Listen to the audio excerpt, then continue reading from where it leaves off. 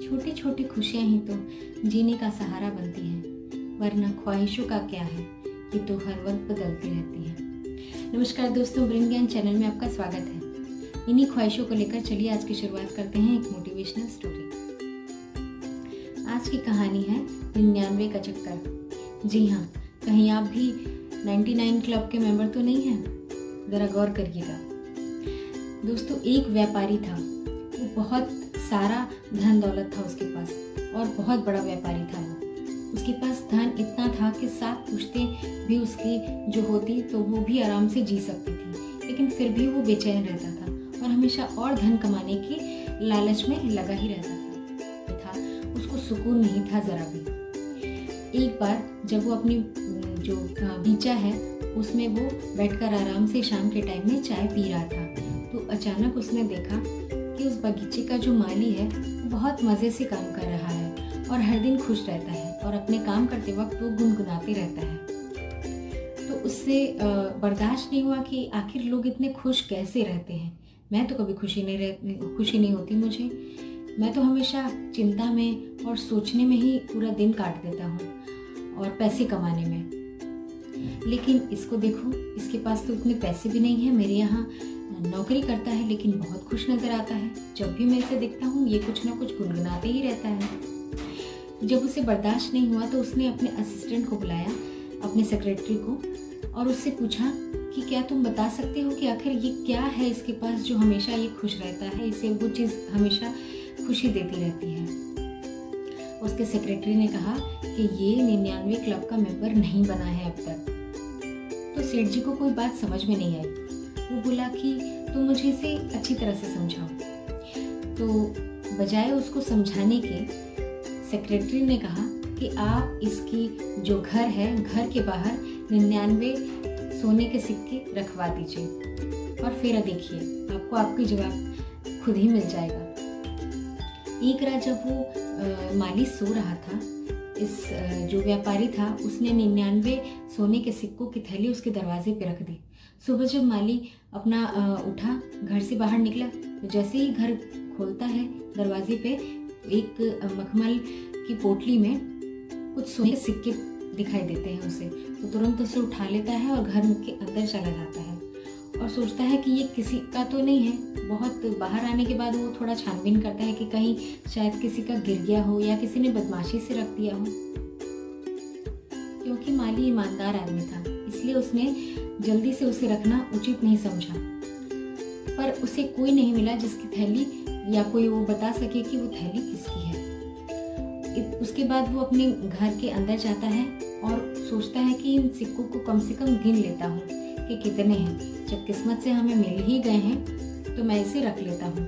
और वो गिनने लगा, पर वो बार बार गिनते रहता, पर सिक्के तो हमेशा 99 ही आते। उसे लगता कि शायद सिक्के यहाँ वहाँ एक कोई सिक्का उसमें से गिर गया होगा, ये जरूर 100 होगा। ऐसा सोचकर वो दिन भर उस सिक्के की खोज में लगा रहता है और उस दिन वो अपने काम पर भी नहीं जा पाता है। उसके बाद ये सब कुछ वो व्यापारी बड़े ध्यान से देखता रहता है, नोटिस करता रहता है उस माली को, और दिखता है कि जब वो काम पर नहीं आया तो उसके घर जाकर देखता है कि वो क्या कर रहा है। वो अभी भी अब उस एक सिक्के को ही खोजने में लगा हुआ था।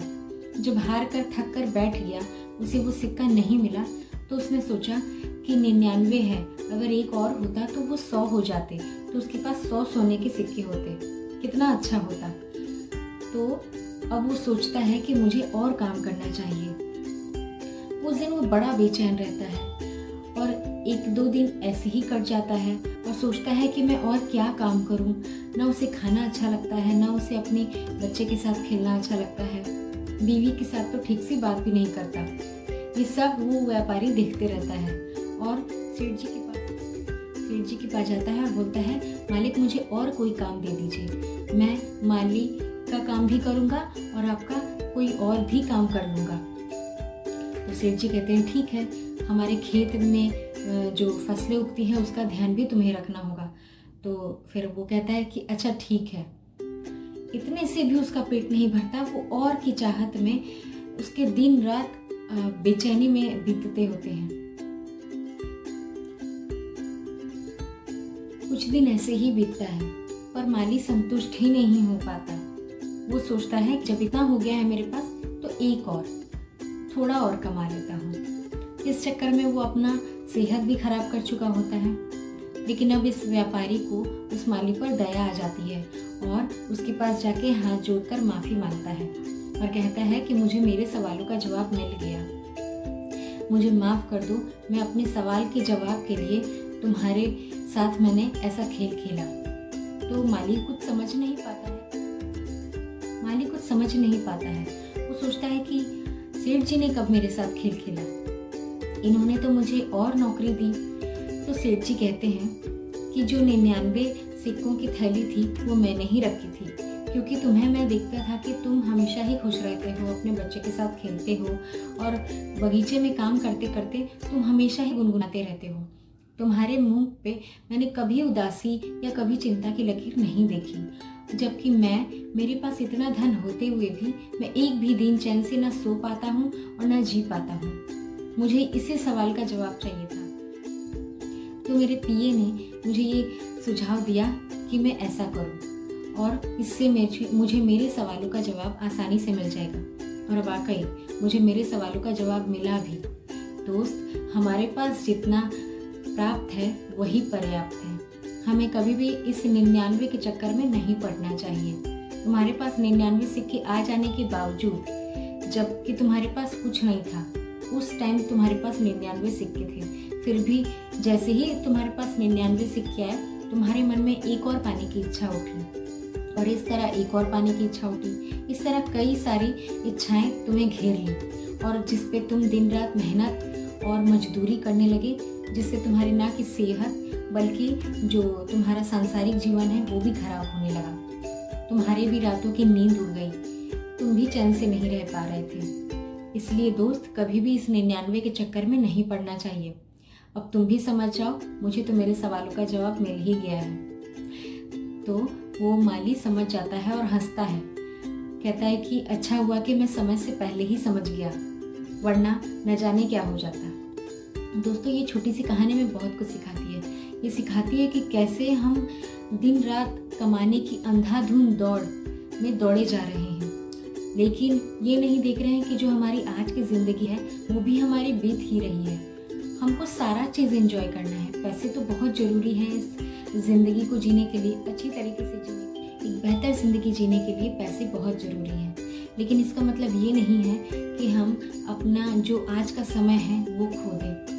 कल को हमारे बच्चे बड़े हो जाएंगे, हम उनका ये बचपना कहाँ से देख पाएंगे। हमें अपने बच्चों के साथ टाइम निकालकर थोड़ा खेलना चाहिए, उनसे बातें करनी चाहिए, वो क्या करना चाह रहे हैं अपनी ज़िंदगी में या क्या कर रहे हैं वो सब जानने की कोशिश करनी चाहिए।